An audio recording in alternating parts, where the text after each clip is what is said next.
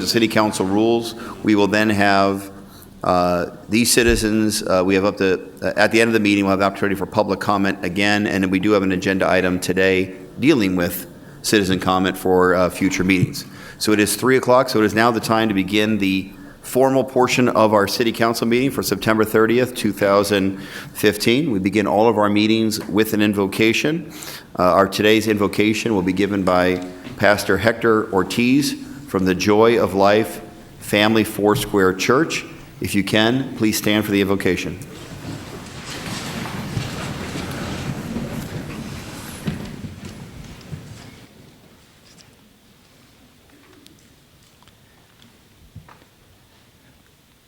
Dear Heavenly Father, the everlasting God, the Lord, the creator of the heavens and the earth, you who neither faints nor is weary, who gives power to the weak and to those who have no might to increase their strength. Lord, we ask your presence to be upon our leaders today and for all those who are in authority. Lord God, I thank you for their service to our city. I give you thanks for all who serve our city to make our community safe. I ask your blessing and protection upon all their lives. Lord, would you grant our leaders wisdom and knowledge that they may judge what is good and right for the people of the city of Phoenix. We ask for your providential guidance through all the affairs of governance, that the citizens of our city would be blessed. Now to the King, eternal, immortal, invisible, to God alone who is wise, be honor and glory forever and ever. I pray these things in Jesus' name. Amen. Amen. Thank you, Pastor, very much. Our Pledge of Allegiance today will be led by Councilman Jim Waring. I pledge allegiance to the flag of the United States of America and to the republic for which it stands, one nation, under God, indivisible, with liberty and justice for all. Will the city clerk please call the roll? Councilman DeCiccio. Councilwoman Gallego. Here. Councilman Gates. Here. Councilman Nowakowski. Here. Councilwoman Pastor. Councilman Waring. Here. Councilwoman Williams. Vice Mayor Valenzuela. Here. Mayor Stanton. Here. We have an interpreter here to provide services for members of the public who may need that. Ms. Marquez, please introduce yourself. Mi nombre es Leticia Márquez. Si necesita asistencia, ayuda, traducción al español, por favor, véame. Gracias. Thank you very much. Will the city clerk please read our 24-hour paragraph? The titles of the following ordinance and resolution numbers on the agenda were available to the public at least 24 hours prior to this council meeting and therefore may be read by title or agenda item only. Ordinances number G6041, G6051 through G6064, S42022, S42036 through S42070, and resolutions number 21356 through 21360. Thank you very much. Next on the agenda will be the approval of the minutes of meetings. Councilor Williams is not able to be with us today, so we'll hold the special meeting from September 2nd, 2015. We'll next go to Councilwoman Gallego. Have you had a chance to review the formal meeting minutes for September 2nd, 2015? Move approval of the formal meeting minutes from September 2nd, 2015. Do we have a second? We have a motion. We have a second. All in favor say aye. Aye. Any opposed? Passes unanimously. Councilman Nowakowski, special meeting September 9th, 2015. Mayor, move approval of the special meeting on September 9th, 2015. Second. We have a motion. We have a second. All in favor say aye. Aye. Any opposed? Passes unanimously. Councilman DeCiccio, formal minutes September 9th, 2015. Move their approval, Mayor. Second. We have a motion. We have a second. All in favor say aye. Aye. Any opposed? Passes unanimously. Do we have a motion on mayor's recommended boards and commission nominations? Motion to approve mayor's boards and commission nominations. Second. We have a motion. We have a second. All in favor say aye. Aye. Any opposed?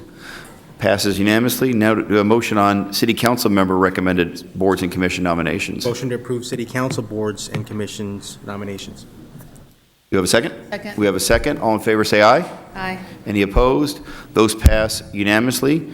I see we do have members of the public to be sworn in for service on boards and commissions, so I'll come down to my right, your left. I'll swear you in, and then when completed, if you would come behind the dais so the individual council members can say thank you in advance for your service to the citizens of Phoenix.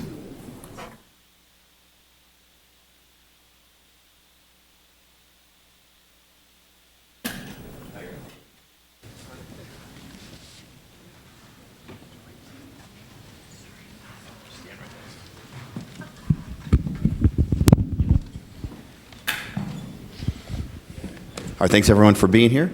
I'm going to ask you in just a moment to raise your right hand.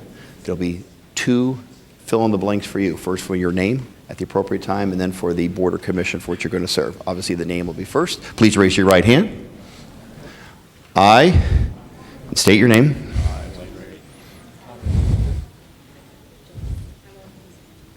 Do solemnly swear that I will support the Constitution of the United States and the Constitution and laws of the state of Arizona, and that I will bear true faith and allegiance to the same and defend them against all enemies, foreign and domestic, and that I will faithfully and impartially discharge the duties of the office of Central City Village Planning. Development Advisory Board?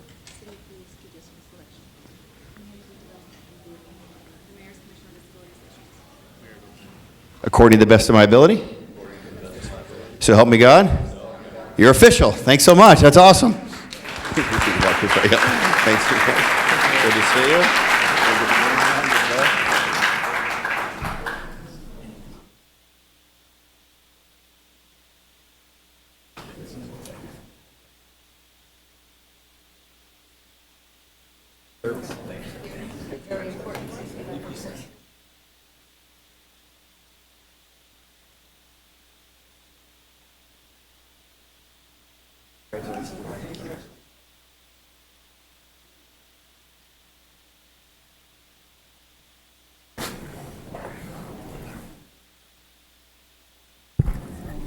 I thank you all in advance for your service. It's an incredibly important service, and this is a citizen-run government. Next item on the agenda are liquor license applications. Vice Mayor, do we have an omnibus on liquor license applications? Mayor, I move approval of items 1 through 31, except item 28. We have a card. Second. We have 1 through 31, holding out 28. We have a motion. We have a second. Second. 1 card in favor of the motion. Terry Lucia for item 24. Any comments by members of this council? All in favor say, excuse me. Yeah, is that right? All in favor say aye. Aye. Any opposed? That passes unanimously. Item number 28 is in Councilwoman Gallegos' district. It's a special event for the Phoenix Lesbian and Gay Pride Committee. Councilwoman Gallego, do you have a motion on 28? I think in District 8, we are excited to welcome the Phoenix Lesbian and Gay Pride Committee back. Move approval. We have a motion. We have a second. Leonard Clark, did you provide testimony on item number 28? Is it on? Hello. There you go. Thank you. My name is Leonard Clark. I just want to thank you for bringing this up on the agenda. I strongly support my brothers and sisters in the GLBT community. They help to break down the walls of hate and ignorance that are going on in some parts of this world where they go after people who happen to have a different sexual orientation than others. Thank you. Strongly support it. Thank you very much. And Justin Owen, not wishing to speak, but in favor of the item. Where are you, Justin? Thanks for coming down. Good to see you. All right, we have a motion. We have a second. All in favor say aye. Aye. Any opposed? That item passes unanimously. Next item on the agenda are ordinances, resolutions, and new business. Vice Mayor, do we have an omnibus on ordinances, resolutions, and new business? Yeah, Mayor, I move approval of items 30 through 70.4, except the following items: 33, 34C, 34G, 35, 41, 51, 60, 64, and 70.4. Item 32 will be continued to October 21st, 2015. Items 40 and 67 have been withdrawn, and excluding these items for public comment. 32, 42, 57, 66, 70, and 70.4. All right, that is the omnibus motion for today.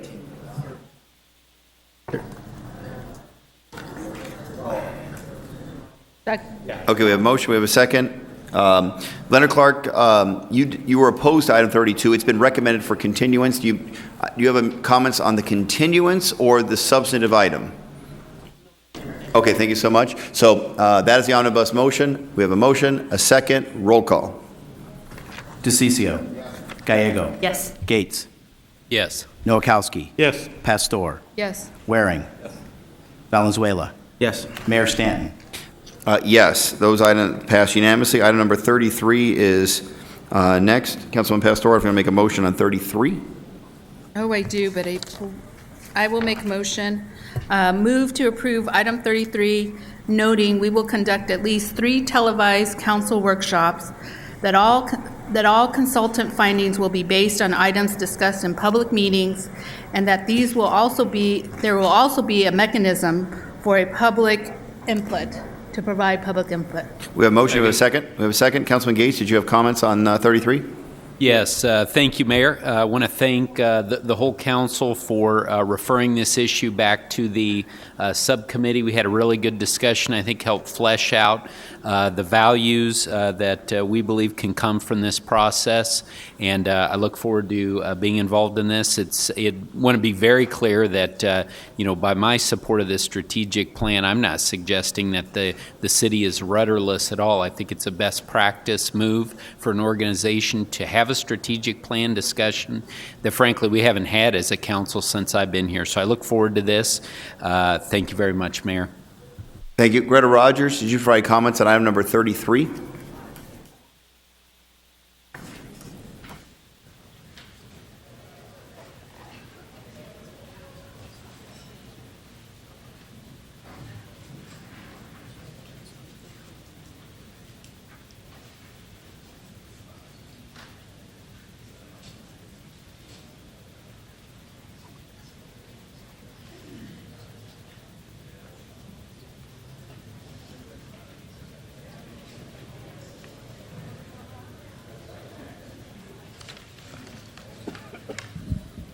Good afternoon, Mayor and Council, and members in attendance. My name is Greta Rogers. The reason I placed a card on this is because I think this is another example of the city spending money for an outside source, which we have the talent to address within the city staff. We have many graduate, degreed people at senior level in management and director positions. This requires establishing a plan with goals for attainment within a time frame, and we have the talent here to address this. We don't need to spend X thousands of dollars for somebody else to come in, hold your hand, and appease you. Use the dollars that we have, which are not in abundance. They're better than they were 7 years ago, thank God. But we aren't home free, not by any stretch of the imagination. And we've got labor negotiations coming up beginning in the winter for the next 2 years. The single largest cost this city incurs because it's a service-providing organization. Get down to business. Do your due diligence within-house and get this affected. Thank you. Thank you very much, Ms. Rogers. We have a motion. We have a second. Roll call. DeCiccio. Gallego. Yes. Gates. Yes. Noakowski. Pastor. Yes. Waring. Yes. Valenzuela. Yes. Mayor Stanton. Yes, that item passes unanimously. Vice Mayor, do you want to take an item out of order? I do. I want to make a motion to suspend the rules and take item 80 out of order. We have a motion. Do we have a second? Second. We have a motion and a second. All in favor, say aye. Any opposed? Passes unanimously. Item number 80 is an item as it relates to Grand Canyon University, but it's recommended for continuance today. Vice Mayor, did you have a motion on that item? My motion is to continue item 80 to October 21st. Okay, so we have a motion to continue October 21st. Do we have a second? Second. We have a motion and a second. All in favor, say aye. Aye. Any opposed? We just saved GCU hundreds of dollars in attorney's fees by sending Mr. Earl home a little bit earlier. All right. Next item on the agenda is item number 34C. Item number 34C is to Aramark Sports for the payment of food and beverage for the annual Phoenix Sky Harbor Navigator Volunteer event. Vice Mayor, do I have a motion? That's a mistake. So I'm sorry. I'm going to vote for it. Never mind. Go ahead and do what you need to do. We have a motion on item 34C. Motion to approve item 34C. Do we have a second? Second. Do we have any comments by members of this council? I will just explain, I had a question about it, so I pulled it. Usually they make that distinction, but that was not supposed to be pulled, so I apologize. No apology necessary. You can pull any item you want, and if we do that, it's no big deal. So we have motion. We have a second. This is a unanimous vote. Make sure the navigators know how much this council loves those navigators, those people in the purple coats. You got it, Mayor. Roll call. DeCiccio. Yes. Gallego. Yes. Gates. Yes. Noakowski. Yes. Pastor. Yes. Waring. Yes. Valenzuela. Yes. Mayor Stanton. Yes, that item does pass unanimously. Councilman Waring, was it a I did mean to mistake? pull this one. You Yes, I did did. mean to pull this one. All right. 34G is our Maricopa Association of Governments annual membership dues for 2015-16. Vice Mayor, do we have a motion on 34G? Motion to approve item 34G. Do we have a second? Second. We have a motion, we have a second. Councilman, did you have comments or just want an individual vote? Just an individual vote. Any comments by members of this council on 34G? Roll call. DeCiccio. Gallego. Yes. Gates. Yes. Noakowski. Pastor. Yes. Waring. Valenzuela. Yes. Mayor Stanton. Yes, that item passes on an 8-1 vote. Item number 35 concerns amendment of the contract for multi-camera robotic TV operations for our city council meetings. Vice Mayor, do you have a motion on 35? Motion to approve item 35. Do we have a second? Second. We have a second, just an individual vote. Any comments by members of this council? Roll call. DeCiccio. Gallego. Yes. Gates. Yes. Noakowski. Pastor. Yes. Waring. Valenzuela. Yes. Mayor Stanton. Yes, item passes on a 6-2 vote. Item 41 is next, is that correct? Yes. All right, I'm going to step aside on that one. Motion to approve item 41. Second. And noting a potential conflict by myself. Noting the mayor, this item has to do with child help. Mayor has a potential conflict. So we have a motion and a second. We do have one card.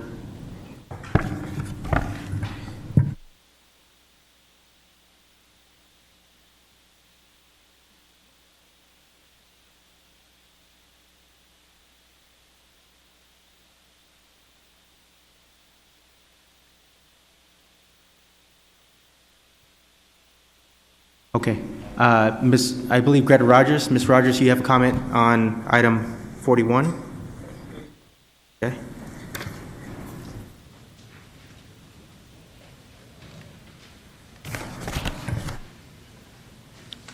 The subject of this item, Vice Mayor and council members and attendees, is a lease at city property where our family services department and workers are located at 2120 North Central. It's a 3-story building that the city bought probably less than 5 years ago now.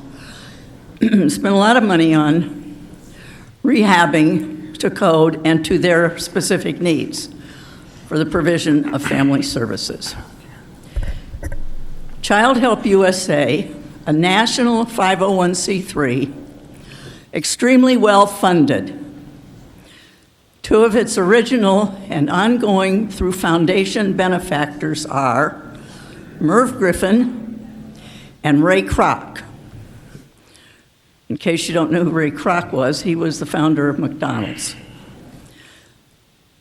And they have a substantial annual income in the several hundreds of thousands of dollars annually from those 2 foundations that equal over $1 million annually without surcease. The city is in no position I'm not opposed to what Child Help USA does. They help children basically who have been victims of violence and abuse, which is totally, totally unacceptable criminal action. Our family services does too. We have provided child help as long as they've been here with free police service, which is indigenous to what they do. They should pay market rate rent. For the first floor of this building, they moved from a building a little further south on Central to this building within the last 2 years. Again, we don't have money to give away.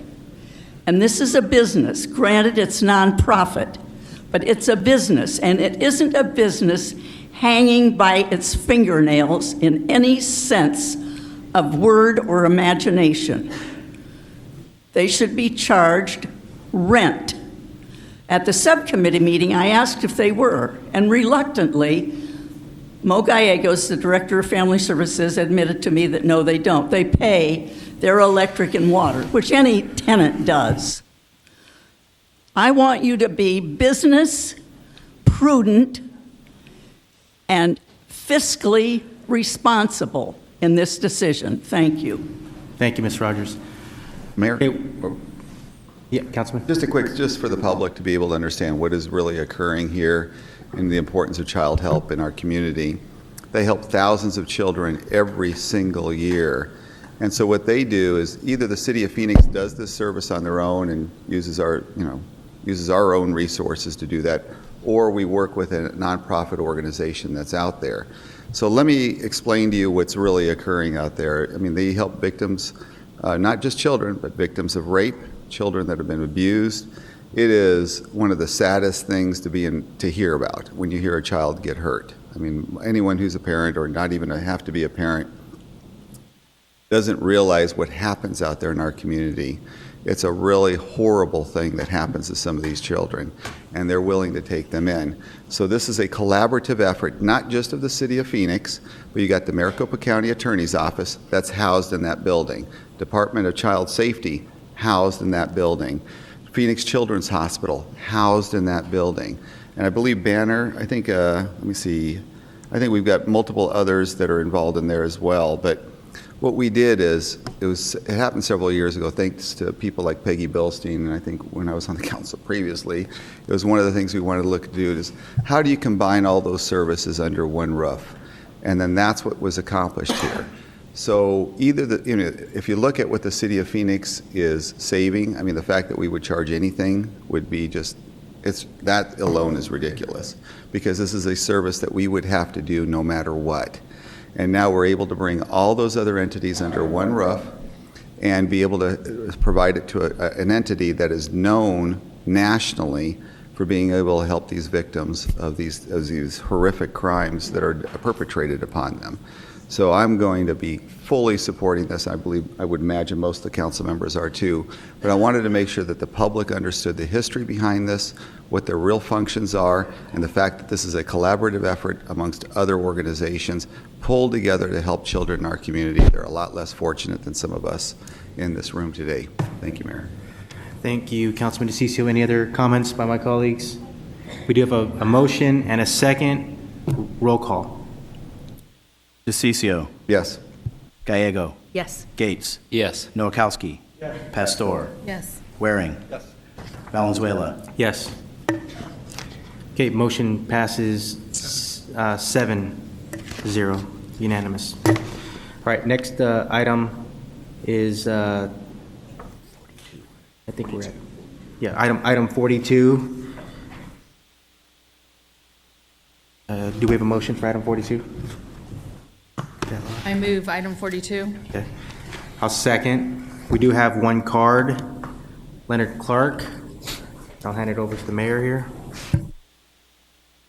Mayor and council members, my name is Leonard Clark. I was born right here in Phoenix, but I just want to strongly support this measure because of the fact that we've had a great problem with domestic violence.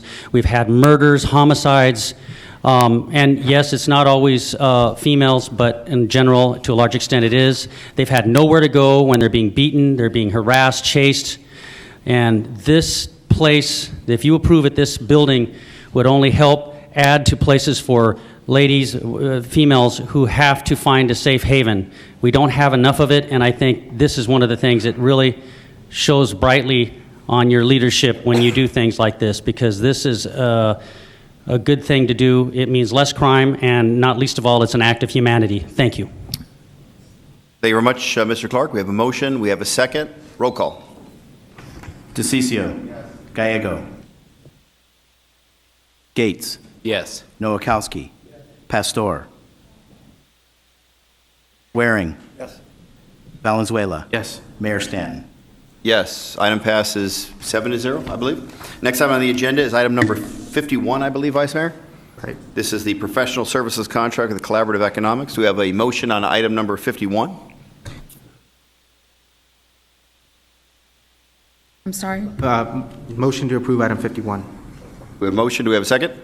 We're noting that Councilwoman Pastor does have a potential conflict. Yes. And she will not be participating in this item. Do we have a second on 51? All right, I will second 51. So we have a motion in favor of 51. We have a second. Are there any cards on 51? Roll call. DeCiccio. Gates. Yes. Nowakowski. Waring. Valenzuela. Yes. Mayor Stanton. Yes, the item passes on a 6-0 vote. Next item is item number 57. We have a motion on 57. Yeah, motion to approve item 57. Do we have a second on 57? Second. We have a motion and a second on 57. Leonard Clark, you have a comment on 57, which is a proposed agreement with the United States Department of Justice, Drug Enforcement Administration for police services. It's your show. Hello. Thank you, Mayor and council members. My name is Leonard Clark. I'm from Phoenix, Arizona. Thank you. 6th largest city in the country. So what you do does make a difference. Right now, Chuck Grassley, Democrats, Republicans right now, as you've probably noticed, it's being reported that this new judicial reform is going through on people, nonviolent drug offenders, the federal 3 strikes, you're out, pay $50,000, $60,000 a year for each inmate we have. So you can guess where I'm going here. Right now, we have people sitting in the gulag across the street, the Bastille, if you will, the modern-day Bastille over here. People who committed no crime except that they used medical marijuana and were wrongly jailed by this out-of-control Maricopa County attorney who has arrest above all the other county attorneys in the state of Arizona above 20%. So therefore, when you say you're going to get more funding from the DEA, look, I'm a liberal and you know it, okay? So people choose to hate me for that or like me, whatever. But you're actually helping big government. You're taking more candy from the federal government and they're addicting you to their police, their policies. Their policies right now is this failed war on drugs. You're throwing young men and women in jail. You're splitting families simply because they choose to smoke marijuana in their recreational time or be wrongly jailed for using medical marijuana, some of my federal veterans, by this out-of-control county attorney. I ask you to make a stand. You are the 6th largest city in the United States of America. Let's shut down these private prisons. Let's stop going after people who smoke marijuana, who, unlike many people who consume alcohol, kill tens of thousands, if not themselves, others in car accidents. Let's send a message today and vote no. We do not need to keep our fellow Americans jailed, our citizens of Phoenix, in these jails right now, these gulags for this. You're just making these corporate private prisons richer by the day. Go after the bank robbers. Go after the rapists. Thank you. Thank you very much, Mr. Clark. We have a motion on item number 57. We have a second. Any comments by members of this council? Roll call. DeCiccio. Gallego. Yes. Gates. Yes. Nowakowski. Yes. Pastor. Yes. Waring.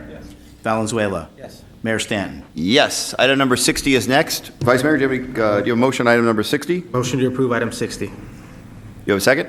Second. We have a motion. We have a second. This is for the purchase of computing time for Police Department's PACE mainframe. Councilman Nowakowski, you're chair of the subcommittee. You have comments on that item? Mayor, yes, I have a comment, if I have staff.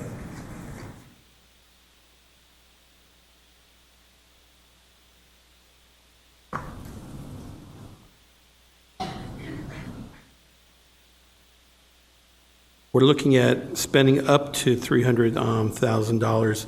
Are we the likelihood, are we going to spend that $300,000 or not? Please introduce himself. Please introduce yourself. Mayor and Council, I'm Executive Assistant Chief Dave Harvey, and the answer to that is no, we don't expect. Originally, the request was for the $350,000, and we were able to negotiate with the company for a lower amount of block of data to the tune of about $58,000. And then a follow-up question, what happens if we don't use all the MIPS?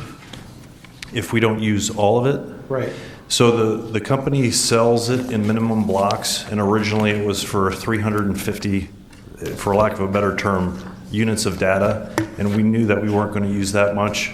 We have projected out for the remainder of the utilization of the pay system that we're going to come very close to utilizing all 60 MIP. Okay, thank you. That's it, Mayor. Ask a question.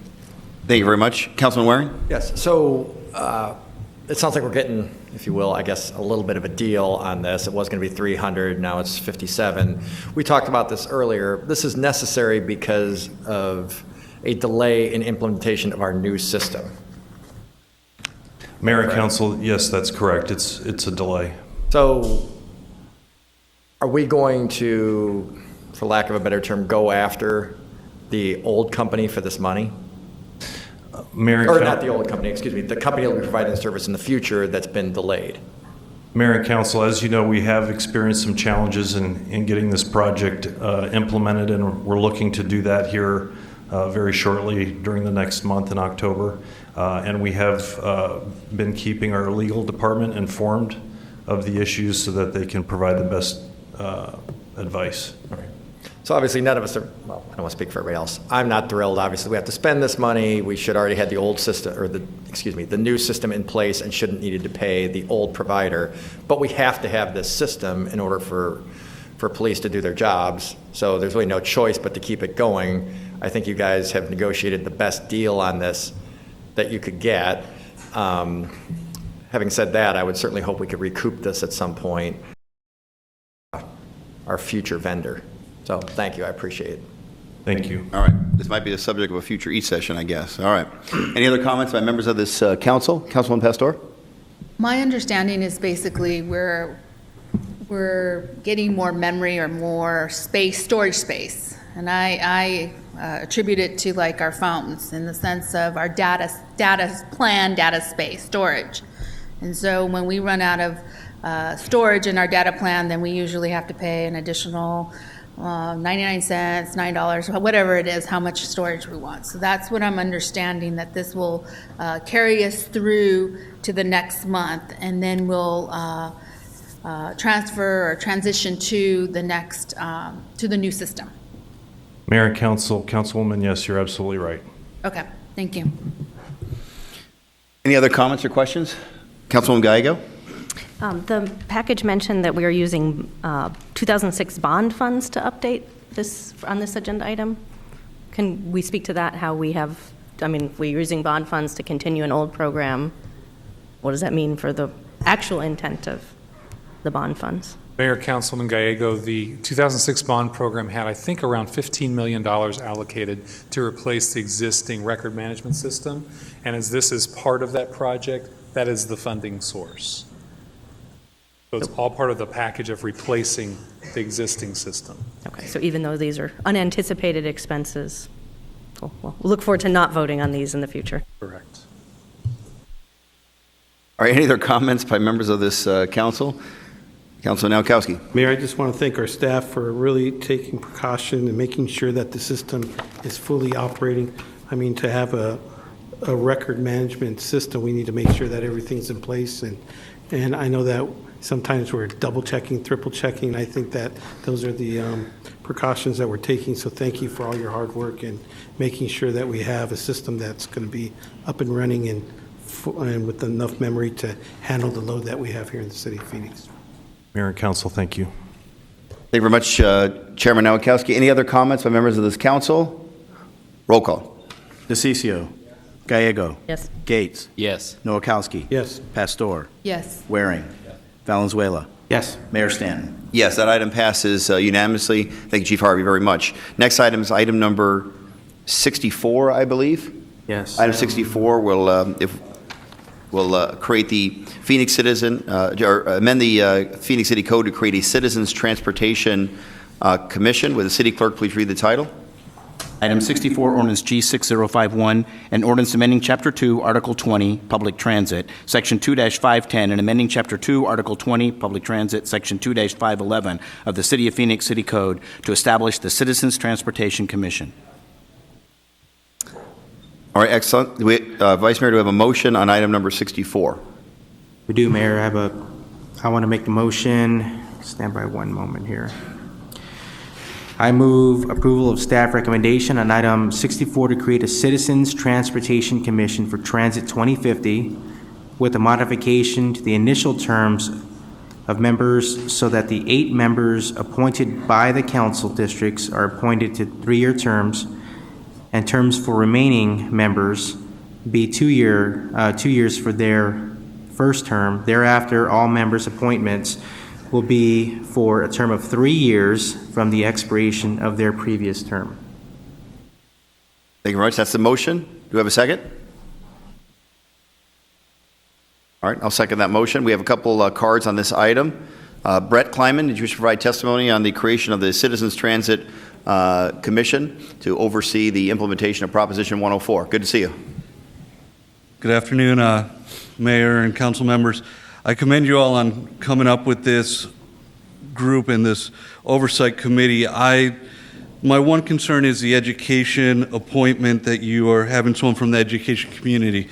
I believe the junior high school and K through 12 education world is very different than the college world that's going to be utilizing that. And I believe because of that, we should appoint 2 people, one a K through 12 education person and one a college education person.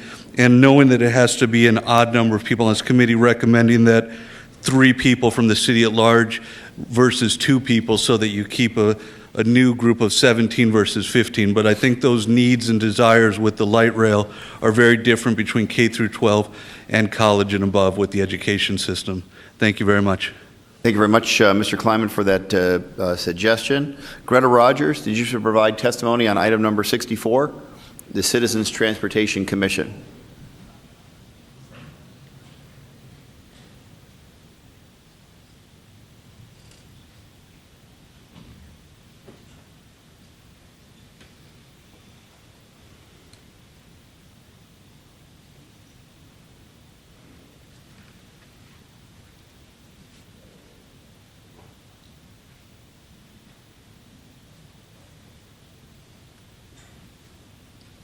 Thank you, Mayor and members of council. This is going to be an extremely important commission of citizens who must have not only the interest of the city and the proposed program that was passed, but must have financial understanding and background.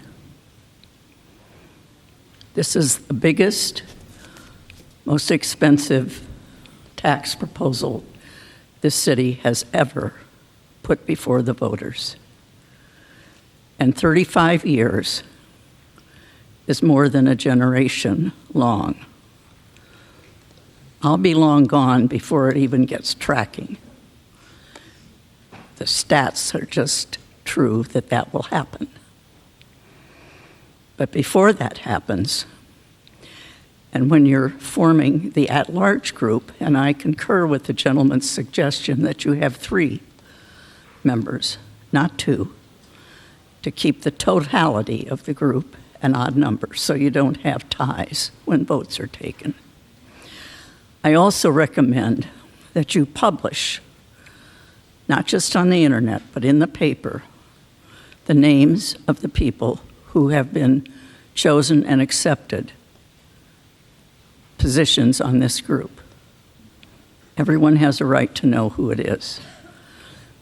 And I put my name in for an at-large member.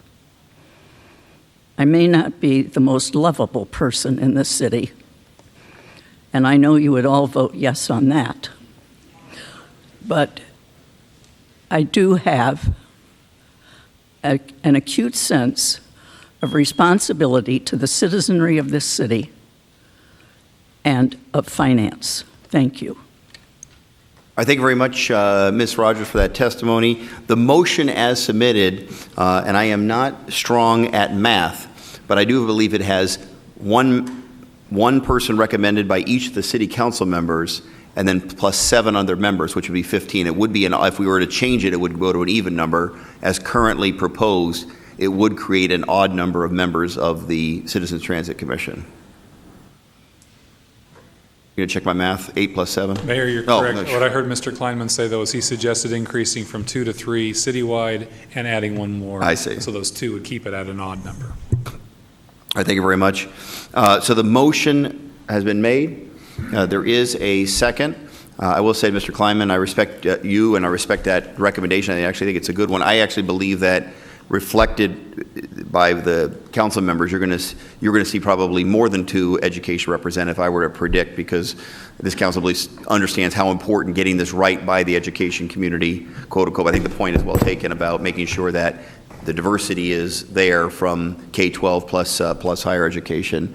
And before we vote on it, we do owe a huge debt of gratitude to the existing members of the Citizen Transit Commission. There's an existing Citizen Transit Commission overseeing the implementation of Transit 2000. And they are an incredibly active group of citizens. They've helped guide the decision-making of this city as it relates to the direction of Transit 2000. They were there when tough decisions had to be made to help us kind of think through those tough decisions. So that committee will be sunsetted with the formation of this new committee, but we owe all of them, and some of them may stay on the new committee as well because of their experience. But we do owe the existing members of the Citizens Transit Commission a huge debt of gratitude and thanks for their thousands and thousands of hours of advice and guidance for the transit process. Maria Hyatt, our transit director, did you have something to say? I apologize. Okay, thank you for being here. Do we have other comments by members of this committee? Councilman Nowakowski, please. Mayor, I'd like to thank Ms. Barker for sitting there representing District 7 on the Transit Committee. So thank you, Ms. Diane Barker, for all your efforts and all your hard work. Councilwoman Gallego. Thank you. I echo everyone's thanks to the existing commission. It's going to be an important role with a very highly visible oversight of this Proposition 104 spending, and we are going to need the best and brightest to serve on that commission, and I'm looking forward to having them in place. I liked Mr. Kleinman's suggestion. I don't know where my colleagues are on it, but that would certainly be something I would be willing to support. How an elementary school student gets to school is very different than the challenges and needs of a college student. All right, thank you very much. Other comments by the council? I'll address that in a minute because I think it's actually a good idea, but it would I think the proposal has been very delicately balanced between council members having the majority of the positions and any suggestions by the mayor be not in the majority, and I think that we wouldn't want to upset that balance. I think that was an important priority that at least we heard from members of the council. Councilwoman, did you have something to say? I apologize. Councilwoman Pastor? As an educator and in the educational world, it's very important that there is a difference between K-12 and college. We highly encourage, and many of high schoolers take light rail to and from their schools, and I think they should have a voice at the table. Same thing with K-8, but it's not as prevalent as them taking it. They start taking it more at 7th and 8th grade, and it's depending on what school district at, but the high schoolers do definitely take public transit, and I strongly believe that they should have a voice of what this looks like. And now how that looks like, I don't know, but people in the education world would appreciate that. The other dynamic that I have is, and I think it was brought up in the past, was one from the community of persons of, say, well, I guess one of the transit users could be a high schooler. I mean, it all depends on what you're looking at. But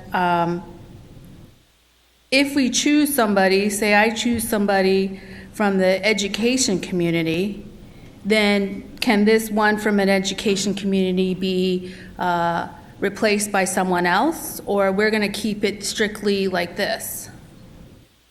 Or anybody in the community of persons with disabilities, how is that going to work? Well, I think on that one, my polite suggestion was if this passes, moving forward, we would use, kind of common sense that if you were to recommend someone from education community K-12, then the significant likelihood, then, the second education community member one would be a higher education representative. We would, try to the best of our ability, coordinate on that. That would make the most sense. I don't know if we want to actually formalize that in the recommendation or just use the rule of common sense, which I think would probably be the best approach moving forward. But if you want to formalize it, that's fine, but then it would upset the balance that I think this council's tried to strike with each council member getting a representative, and then I would recommend the other ones with council approval, but the majority would be from the council recommended slots. And if someone wants to make a motion, Mayor, Walter. one of the things you could do too is you can evaluate the way it's set up right now, and then look and see what happens afterwards. We can always make changes to this later on. That is true. And I think what the mayor is saying is that there's always a balance up here as to how many people are going to be on the committee, who represents whom, and where they come from the city. And I think the mayor has done a good job, a very good job at trying to find that balance here today and in this process. And I want to thank everybody that worked on this. Thanks. All right, any other comments before we move forward? So I think, again, the other thing we wanted to clarify, I think that was asked last time, was whether or not council members would be required to only pick people from their district at not. I think I think most people probably will, but if someone feels strongly otherwise, I don't think they would be rejected for that reason. Okay, so we have a motion.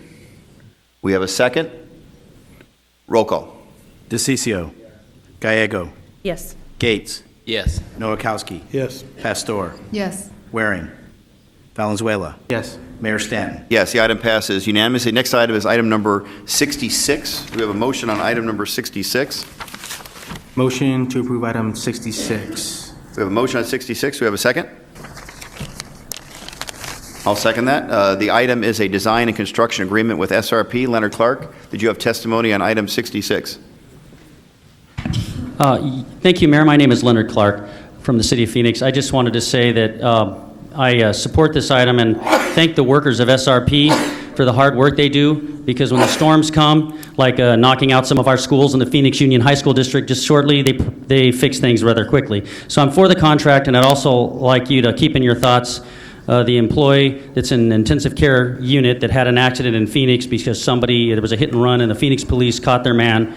That employee is still in the hospital. Our prayers and thoughts, I hope you feel the same way for the other employees. And thank you again to the workers of SRP, even though I do have a difference of opinion with your corporate board members. Thank you.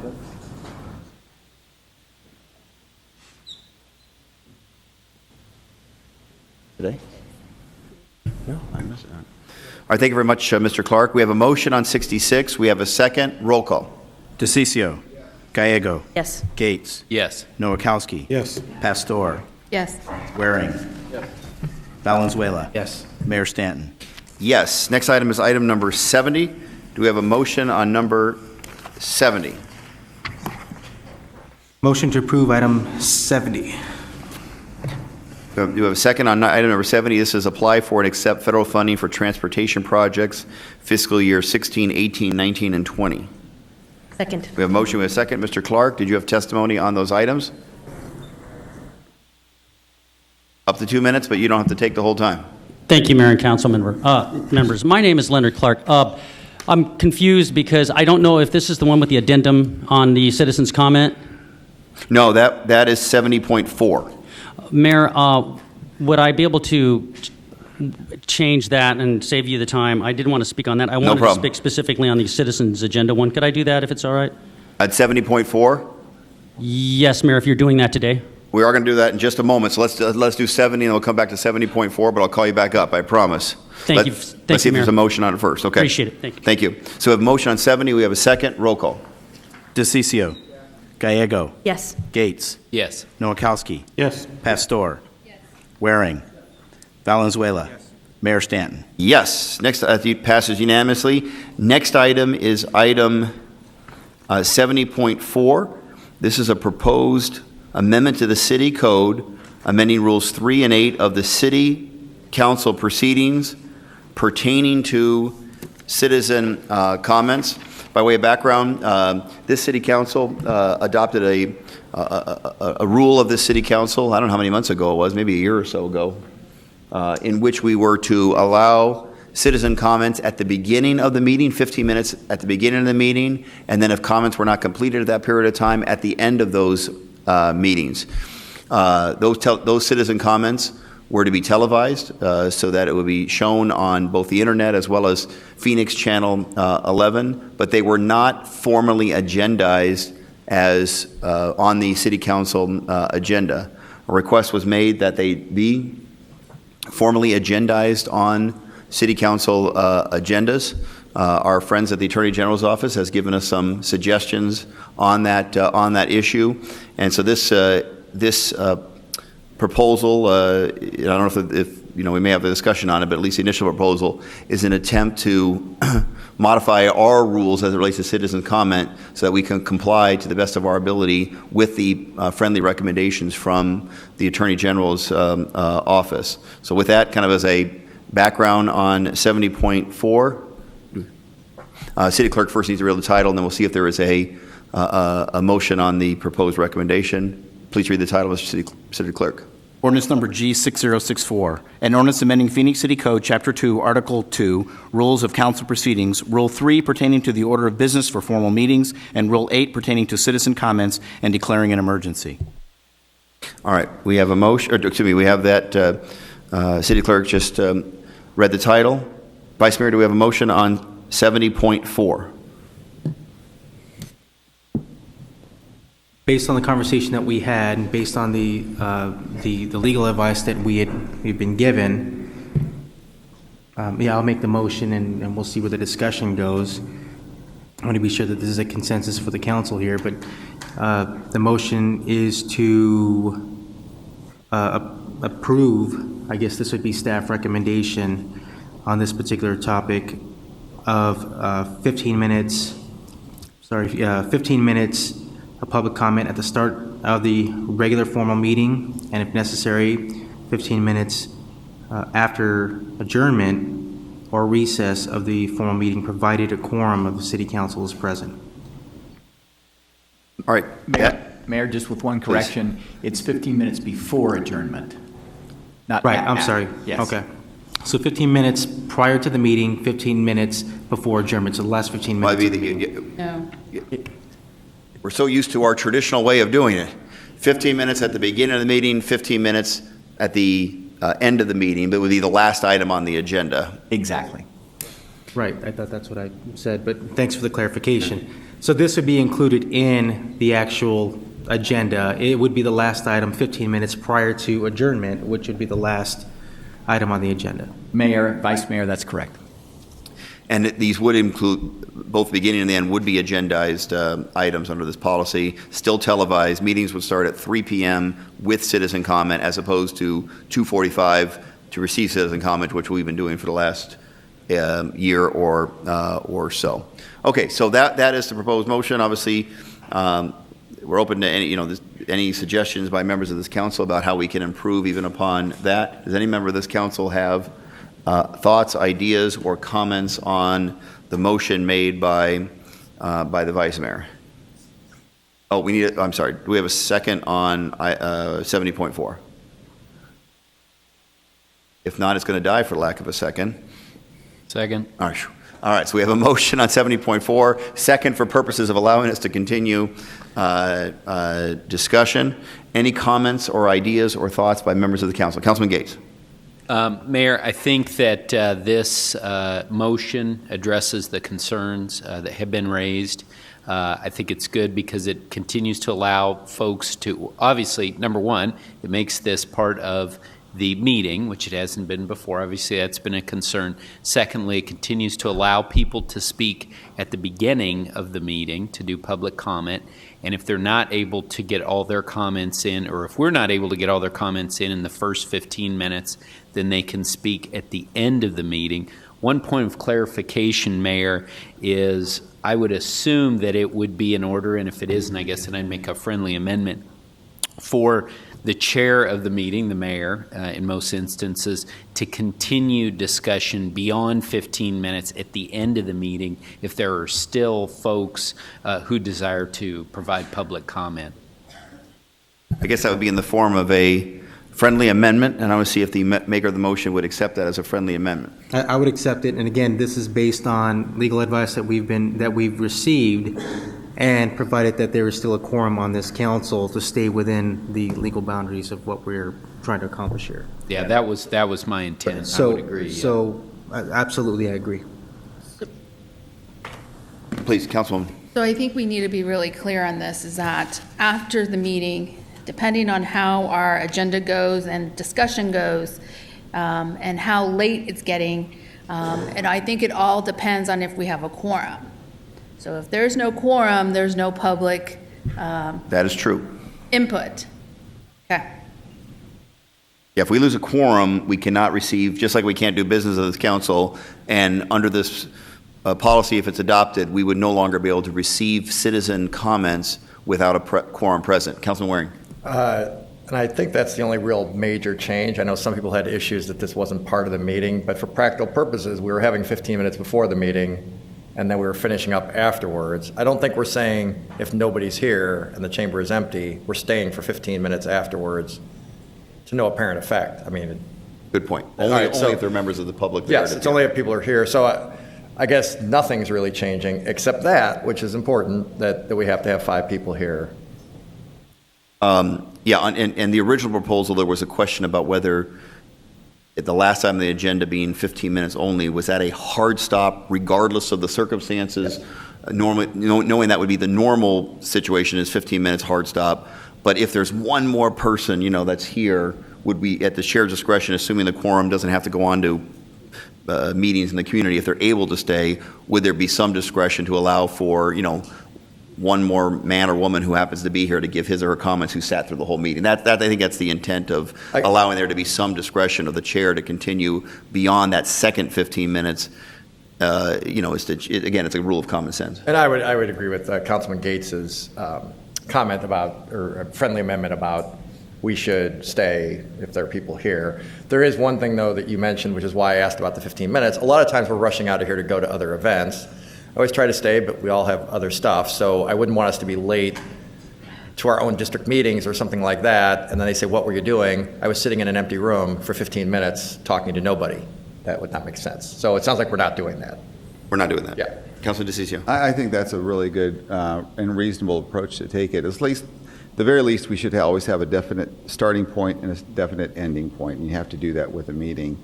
And that's critical for, the meetings to be moving forward. And I really like the idea where it gives the discretion of the chair. We've never cut anybody off in the city and don't expect that to happen.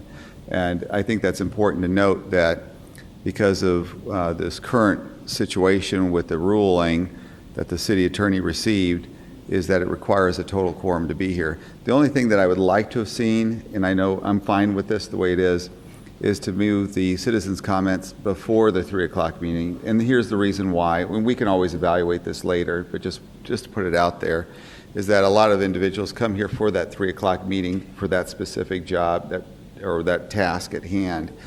And others come here to be able to vent and petition their government and to literally vent and say, here's what we think you ought to be doing better.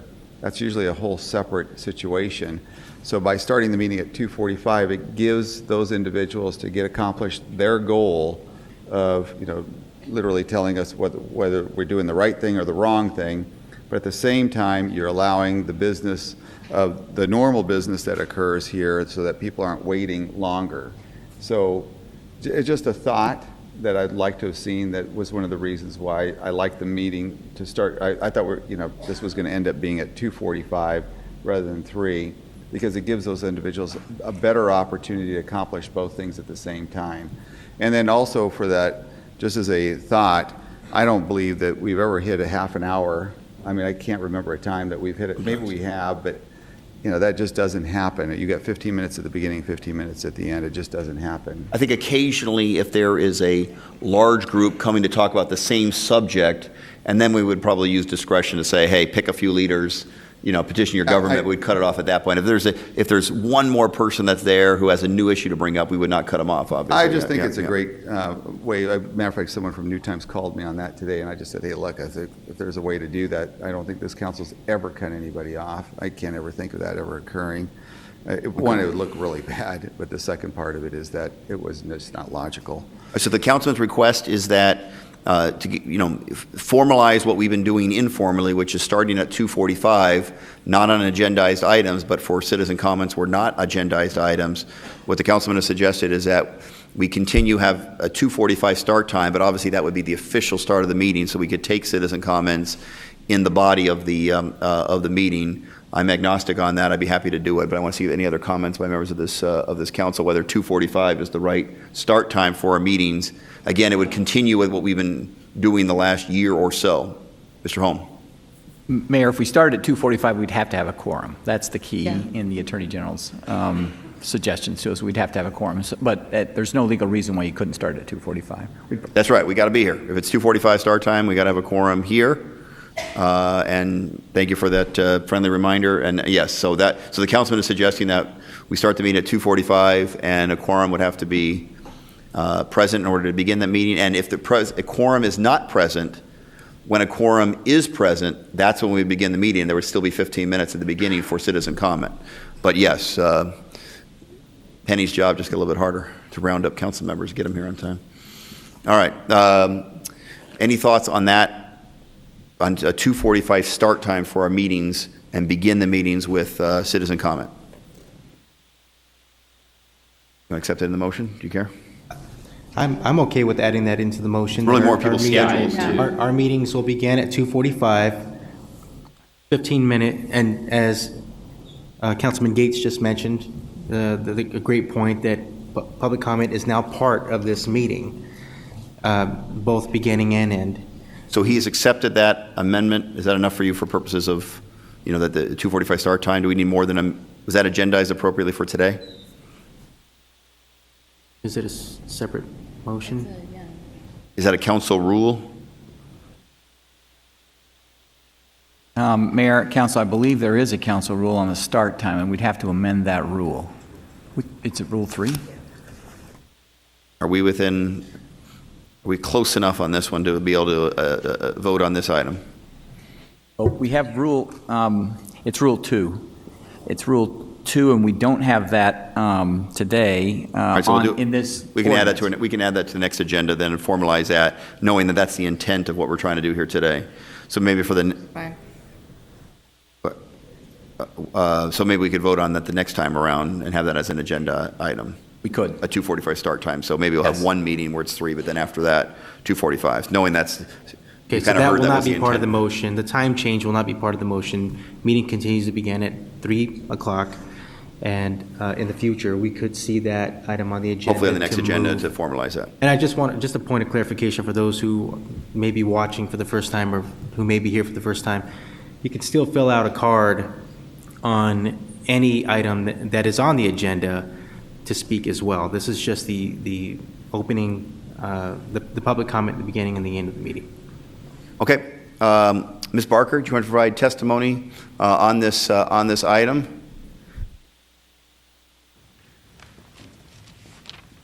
Good afternoon. Thank you, Mayor Stanton and Council, Diane Barker. And I do applaud you.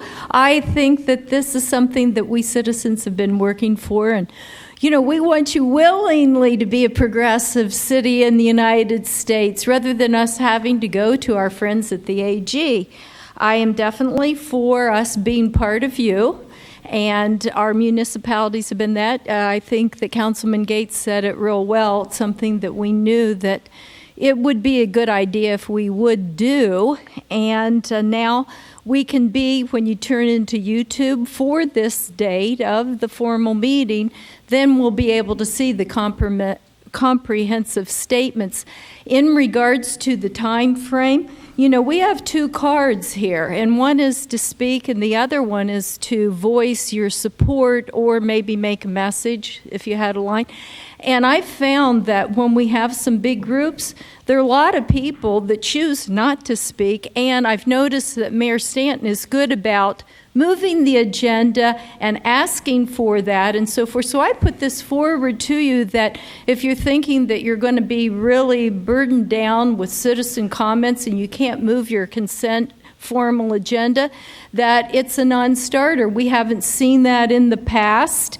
And I very much want you to be here at the beginning, at the end. This is important. Your job, it's paramount. The fact you come to serve the people of this big city, Phoenix, it is a privilege, and we owe a duty as a citizen, even the public, but as a citizen to be allegiance to you, and you owe the duty to a service. And if you have other jobs and everything and places to go, they need to know this is important. And if you leave here, you should be on your telephone so you're still on a quorum. You should be here through the whole thing for us. Thank you. Thank you very much. I like your shirt, Ms. Barker.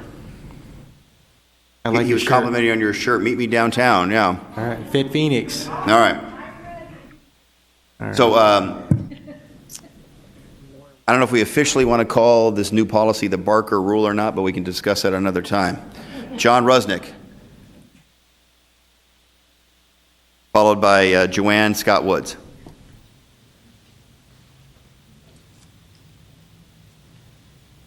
My name is Jan Rusnick, and I still want to tell you that if we don't have a quorum up there, or just the people that are on vacation that might be gone, you have to be up there to listen to us, to express our thoughts and things that happen.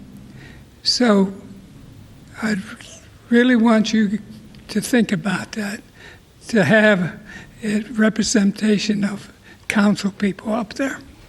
Thank you for Mr. Rusnick. Thank you for your service. Joanne Scott Woods.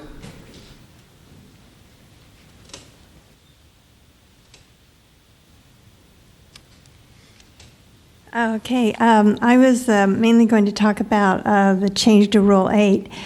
In the 2010 census, Phoenix showed a population of 1,445,632 people.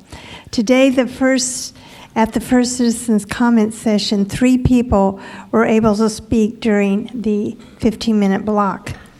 Now, with this amendment, particularly to Rule 8, issues of interest and concern during the final citizen comment session will also be limited to 15 minutes. That means 3 more people will get the opportunity to speak. I strongly support not amending Rule 8 by a time limit and allow it to be open-ended as before. I do appreciate your saying it will be at your discretion to extend the period at the end, because I think an elected mayor and council would not approve an amendment that would deny voters who elected them a voice in this vital process of democratic governing. I believe this change, particularly as it pertains to Rule 8, should be decided upon by the voters. I feel like that's a citizen decision because it affects over 1.5 million people. Thank you very much, Ms. Woods. I think this council, for as long as I've served on the council, is more than happy to have citizen comment as part of the agenda. We're actually not legally required to have that as part of the agenda, but I thought it'd be a very valuable part of the agenda. And I think the council members are just trying to find the right balance, because we have to get to the business of the meeting. We have actually agendized items that we have to vote upon, and the council members are they have huge districts, and they're very, very busy in the community.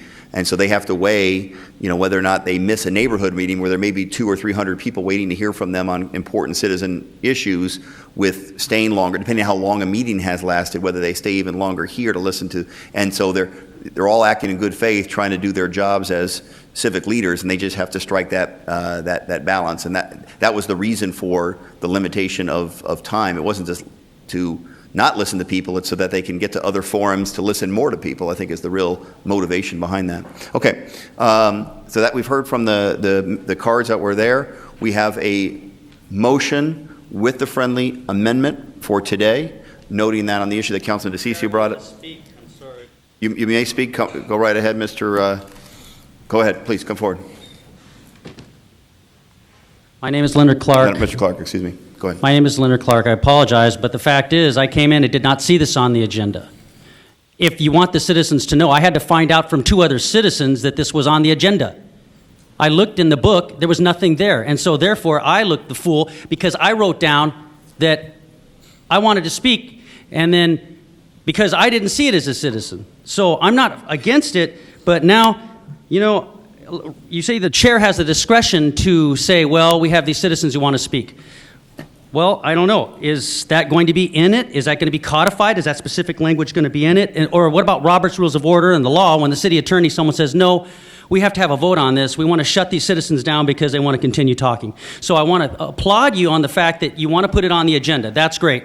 But you've often said that and it's not for me or someone else to come up here and run their mouth and just for our own edification. It's the citizens. We want them to have the right to hear all of the points of view. And if you're not, which has happened infrequently, the cameras are not on and nobody knows what we're saying. So I'm sorry. It's just that this was not in the agenda. So I understand we all have families, but 3 o'clock in the afternoon, City of Glendale, I don't know if they still do it, they used to have their meetings at 7 o'clock. People can come to the meetings. So I'm sorry to sound tough on you, but that's what you get paid for. I know you have meetings once a week. I'm just nervous about limiting the amount of people that can speak. So, it's just too short notice for me. At a minimum, I'd ask for you to table it. I know you won't. So therefore, if you don't want to table it, I'm opposed. Thank you. Thank you very much, Mr. Clark. I think the reason for the add-on to the agenda, which was legally posted, was so that we could comply as quickly as possible with the recommendations from the Attorney General's office. And just for clarification, at least as long as I've been mayor, these meetings have been televised. They weren't televised before. And citizen comment, though not a formal agendized item, all citizen comments have been televised. So that hasn't been the issue. The issue is whether it was included within the formal meeting or not, requiring a quorum of the council or not. Under this new policy, it will be required to have a quorum. And as was suggested, that it would be 15 minutes at the beginning of the meeting, 15 minutes as the last agendized item, and then it would be the discretion of the chair whether to go beyond that or not. I'm going to use when I'm in the chair seat, try to use as good judgment as possible, knowing when council members have to leave for community activities. All right, so we have a motion. We have a second. Roll call. DeCiccio. Gallego. Yes. Gates. Yes. Nowakowski. Yes. Pastor. Yes. Waring. Yes. Valenzuela. Yes. Mayor Stanton. Yes, that item passes unanimously. Next item on the agenda is planning and zoning matters, items 71 through 98. So we're going to move to that portion of today's agenda. Vice Mayor, do we have a motion on planning and zoning matters for tonight's meeting? Motion to approve items 71 through 98, except items 87, 88, 91, 92, and 96 through 98, noting that item 94 is continued to October 21st, 2015, and item 84 is as corrected, also holding out items 89 and 94 for public comment. The city clerk is handing me a card. So 94, looks like a citizen request for continuance. That wasn't been reflected. That item was held out. So we're okay? I'm sorry. Citizen wanted to comment, but it is proposed to be continued. Okay.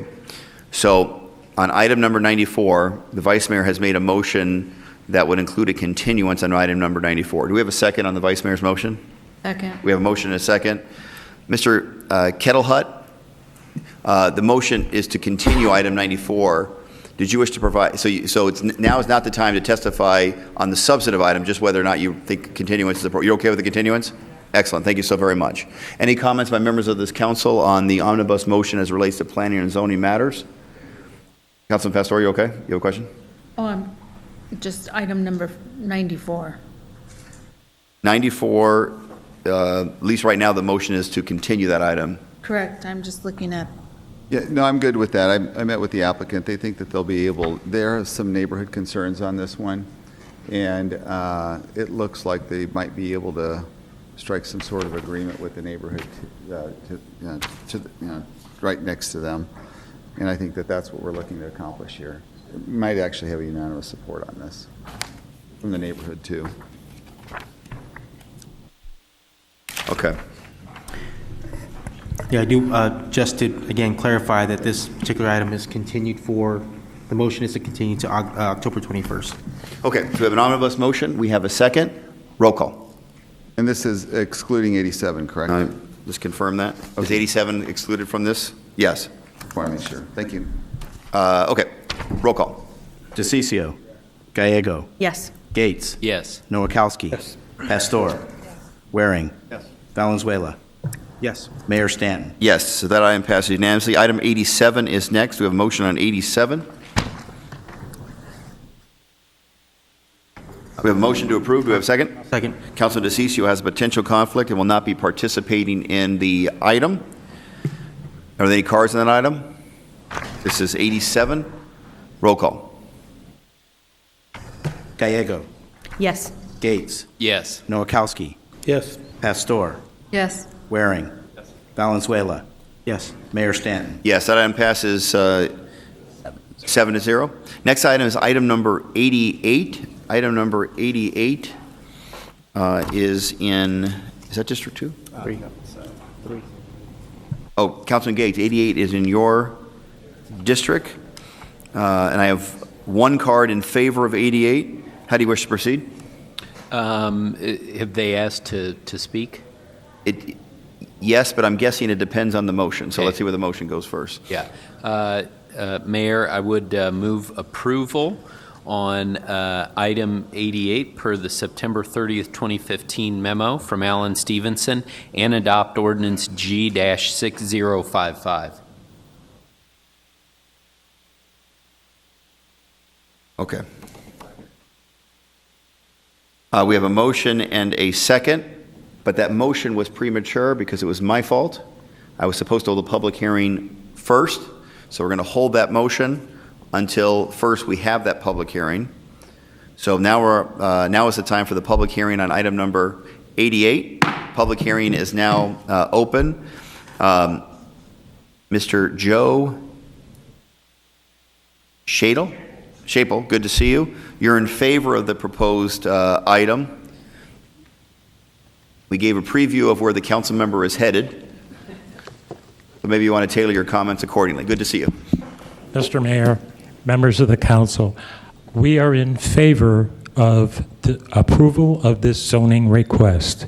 However, Mr. Gates, I would like to thank your admin for allowing us to get in early contact with the traffic division.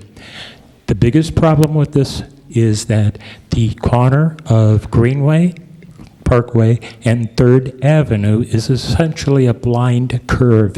When you're sitting in the intersection wanting to make a left-hand turn to go east on Greenway, the visibility is non-existent.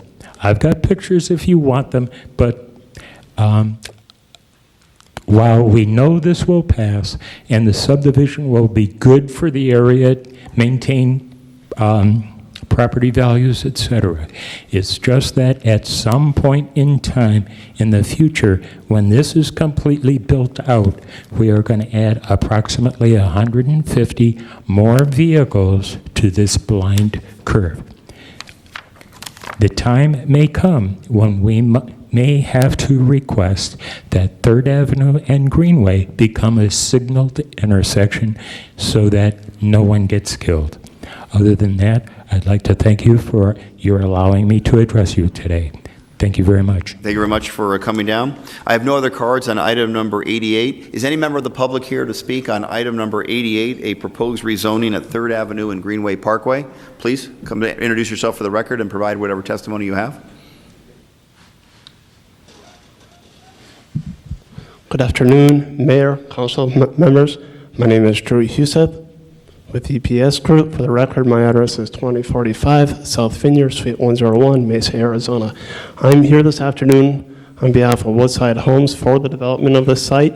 We have had numerous neighborhood meetings, and I can tell you, in response to Joe's, our friends, neighbors' concerns, we have adamantly studied the traffic as it relates to this development. And I can tell you, in response to his concerns and the neighborhood concerns, we have 2 specific stipulations as part of your approval this afternoon. Stipulation number 2 is to increase the landscape setback in order to increase that site visibility along Greenway Parkway, to increase that minimum landscape setback to 20 feet with an average of 30. And then stipulation number 10, as part of the approval this afternoon, subject to your approval this afternoon, will be for the submittal and review of a traffic impact analysis as it relates to this development. I can tell you, we have already done that traffic impact analysis, and that traffic impact analysis has recognized the high demand and high volume of traffic along Greenway Parkway. But at this point in time, as we stand here today, that a traffic signal is not warranted at 3rd Avenue and Greenway. That's it. That's what I have in response to Joe's concerns, and be happy to answer any questions you may have. Thank you. All right, thank you very much for that testimony. Any questions for the applicant? All right, any additional members of the public wish to speak on item number 88, 3rd Avenue and Greenway Parkway? Going once, going twice. Public hearing is now closed. Councilman Gates, I hate to do this to you, but could you repeat your original motion, assuming your mind has not changed? Yes, my mind has not been changed. Just briefly before I make the motion, Mayor, if I might, I want to thank the applicant for their great work on this project, a wonderful job of outreach to the community. This is going to be a great addition to District 3, single-family homes along Greenway, so we're very excited about your investment in the community. Joe, thank you for your concerns that you've raised, and I've heard those throughout this process. For those of us who know that area up there, Greenway has a lot of traffic, and when you combine these safety concerns, it's something that we're going to be looking at very closely, and we'll be working with the Streets Department, so thank you for bringing that issue before us here today. So with that, I would move to approve, per the September 30th, 2015 memo from Alan Stevenson, and adopt ordinance G-6055. We have a motion. We have a second. I'll second. Any additional comments? Roll call. DeCiccio. Yes. Gallego. Yes. Gates. Yes. Nowakowski. Yes. Pastor. Yes. Waring. Valenzuela. Yes. Mayor Stanton. Yes, so that item passes on a 7-0 vote. Next item on the agenda is item number 91. Is that correct, Vice Mayor? 90? 89? Yeah. 89 we pulled as well? Okay. Item number 89 is a proposed rezoning for 23rd Avenue and Greenway Road, also in District 3. This is not subject to a public hearing, is that correct? Okay. Councilman Gates, this is in your district. How do you wish to proceed? We have one card on the item. Yes, Mayor. I'd like to have the opportunity to hear from the member of the public. Okay, Ms. Hauser, Annie Hauser is here to provide testimony on that. Please come forward. You have the 2 minutes to provide testimony. Your card is marked as in opposition to the proposal. Mr. Mayor, members of the council, I reside in District 3. My opposition has to do with traffic control. The homes look very nice, and I believe they'll be it has the potential to become a very nice family neighborhood. I reside in the Ponderosa North subdivision. We've actually been there since it was brand new, 42 years.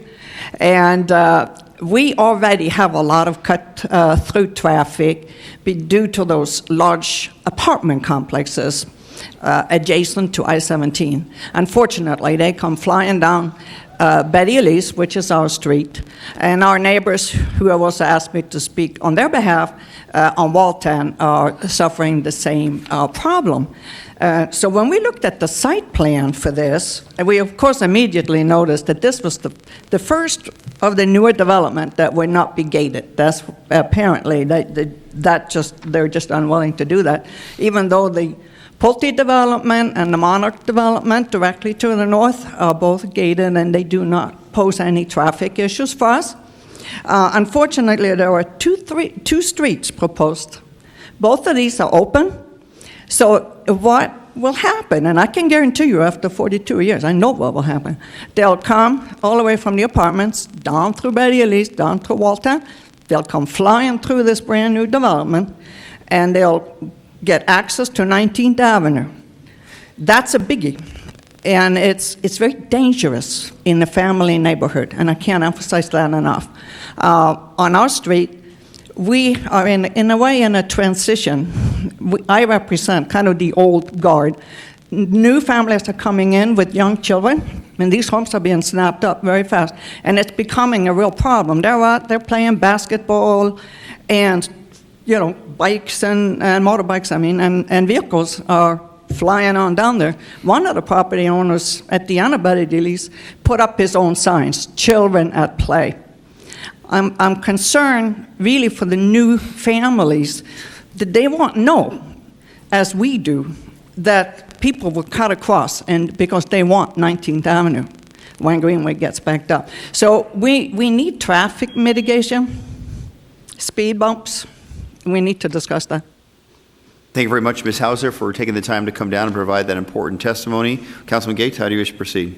So, first of all, Ms. Hauser, thank you for coming down, and I would encourage you to, contact, or we'll make sure to get your information from the mayor so that we can work on traffic mitigation, because that's, definitely something that we've worked on around the district and would love to work with you on that. I know that there is a representative from the applicant. I don't know if he would like to have the opportunity to address any of the points that were raised there, but I think that using the traffic mitigation that we've been able to use successfully in other parts of the district, that could be successful, and would love to do that. And by the way, thank you for the positive comments about this project.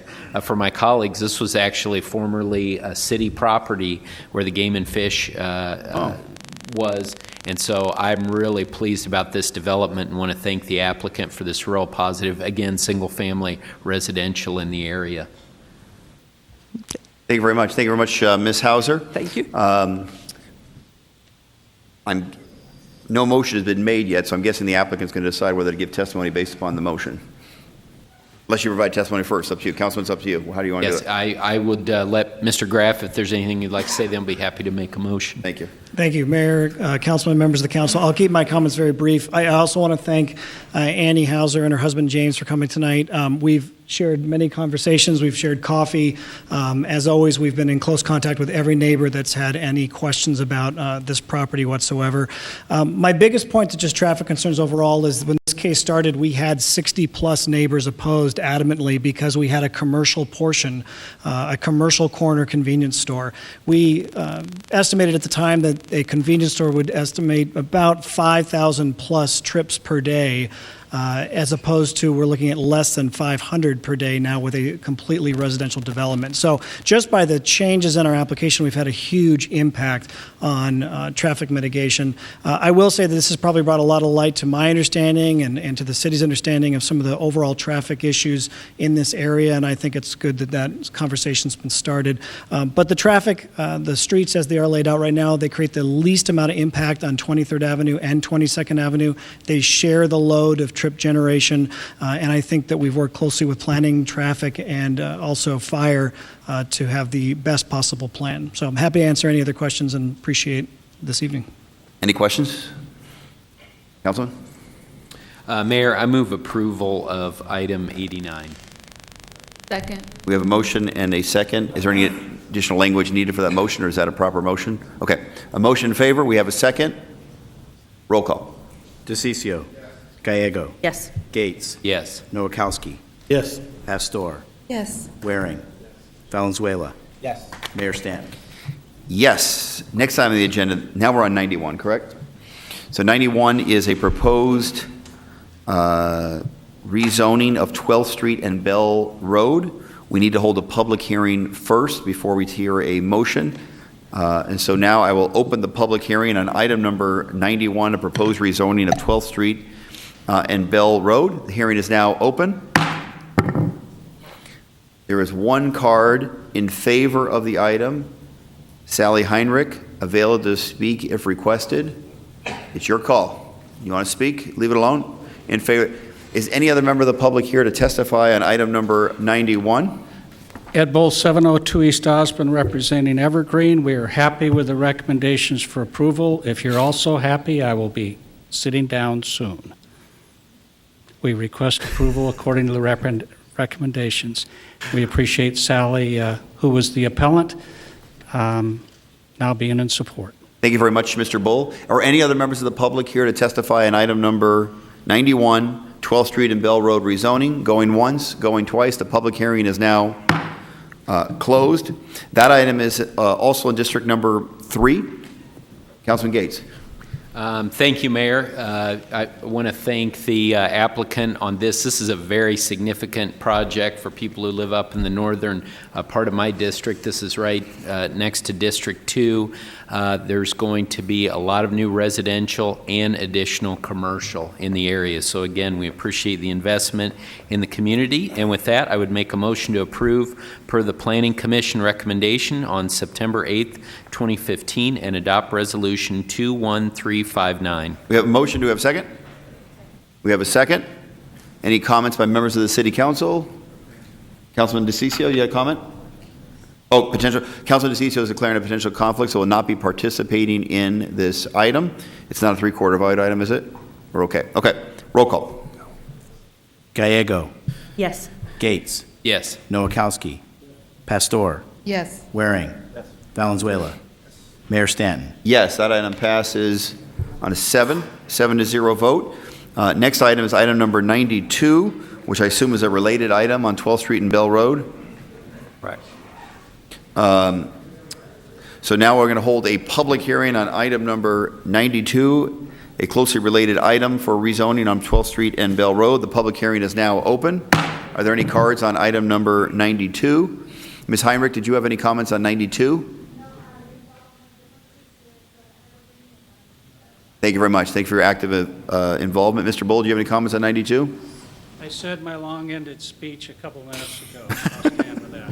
Do you get paid by the word? No. All right. Any other members of the public here to testify on item number 92, proposed rezoning of 12th Street and Bell Road? Going once, going twice. The public hearing is now closed. Councilman Gates, do you have a motion? I do, Mayor. Motion to approve per the Planning Commission recommendation on September 8th, 2015, and adopt ordinance G-6058. We have a motion. Do we have a second? Second. Any additional comments by members of the City Council? Councilman DeCiccio is declaring a potential conflict, will not be participating in this vote. Roll call. Gallego. Yes. Gates. Yes. Nowakowski. Yes. Pastor. Yes. Waring. Valenzuela. Mayor Stanton. Yes, that item passes on a 7-0 vote. Vice Mayor, is the next item 96? 96 is the next item. Item number 96 is a proposed 28th Street realignment in Southern Avenue. Just a moment here. So it's a proposed rezoning at 28th Street, alignment and Southern Avenue.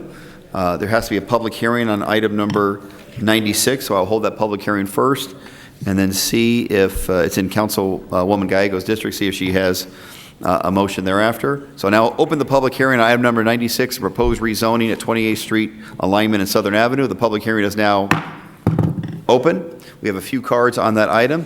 The first speaker will be Kay Shepard. Ms. Shepard?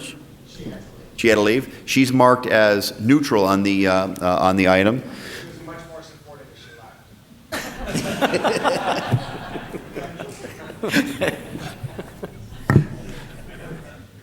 All right, Catherine Blumenfeld-Jones, did you provide testimony on this item? You're in favor of the proposal? Did you want to testify? It's up to you. Please, if you do, please come forward. You have up to 2 minutes. I'm Catherine Blumenfeld-Jones. I live at 5625 South 27th Place. My home is directly next to the item being rezoned. And there are only 3 property owners that make their home that is directly next to this parcel. And we all have large acreage, like 1 acre to 2 acre properties. It's a rural area, and we're very happy with it. It's really important. I've talked to these neighbors. I've talked to like all the other neighbors in the area. I've talked to the director of the Gervin School across the street. We're all in total agreement that this area needs to remain residential. It's just very important for our neighborhood, for supporting the homes that already exist there, for supporting the schools in the neighborhood. And we've had to fight off commercial, industrial creep that wanted to develop this parcel as a trucking depot, and we were successful in fighting that off. And we're very happy, very thankful that we have a residential developer. It's a good plan. It addresses most all of our needs, and I hope you will pass it along. Thank you. Any questions? Thank you, Ms. Blumenfeld-Jones. Any questions? Thank you for coming down and taking the time to provide that important testimony. Are there any other citizens here to provide testimony on item number 96, 28th Street alignment, Southern Avenue? Going once, going twice. The public hearing is now closed. Councilman Gallego, what's your pleasure? Wonderful. Thank you. Thank you to Catherine and the many other neighbors who've stuck with us on this parcel. We heard loudly and clearly folks wanted residential, and we're going to get residential. Before we move forward, I just have one question for Alan. This, as she mentioned, is across the street from a school, and one of the things we looked at with this development was school safety, which was a real priority, and so you were able to speak with our street staff, and they support the current road proposal.